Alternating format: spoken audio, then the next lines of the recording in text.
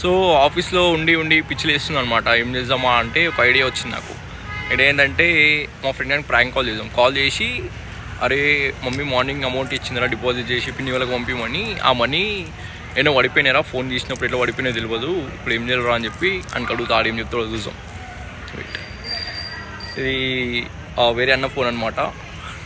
దీంట్లోకేం చేద్దాం, ఎందుకంటే నా ఫోన్లోంచి షూట్ చేస్తున్నారా అన్న అన్నట్టు వాళ్ళకి 2 ఎండ్లకెళ్ళి ఉన్నాయి. స్పీకర్ పెడతాం. హలో హలో, అరే నేను రాహుల్. ఏడు నువ్వు ఏం చేస్తున్నావురా? బ్రష్ చేస్తున్నావా? రెస్ట్ చేస్తున్నావా? పెద్ద స్టంట్ అయిపోయిందిరా. మార్నింగ్ మమ్మీ ఒక 10,000 ఇచ్చింది అకౌంట్లో వేసుకొని పిన్ని వాళ్ళకి పంపిమని. అవి ఇక్కడ సిగ్నల్ కాడ ఫోన్ తీసినప్పుడు పడిపోయినాయా, ఎట్లా పడిపోయినాయో అర్థమవుతలే. పాకెట్లో పెట్టుకుని ఉండే పైసలు ఎలా పడిపోయినాయి అర్థమవుతలేరా. అరే ఆఫీస్లో కూడా చూసిన, రోడ్ల పైన చూసిన, పిచ్చని అయిపోయినా. రోడ్ అంతా మొత్తం రోడ్ల మీద ఎత్తుకేసినారా పోయి. ఏడా పైసలు కనిపించలే, ఎవరిని కనిపినా చూలే అంటారు. నాకు అర్థమైతలేరా పోయి, పిచ్చిలు వేస్తుంది. ఏం చేయాలరా పోయి?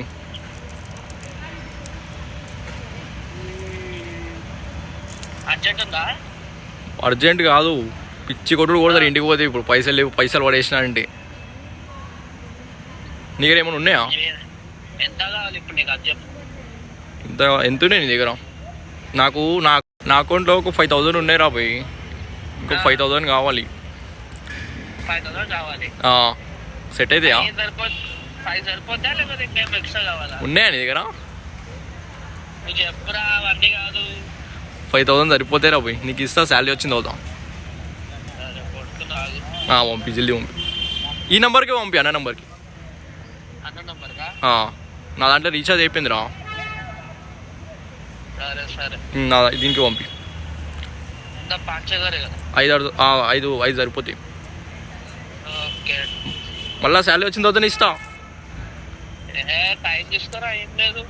సరే సరే కొట్టేసినావా?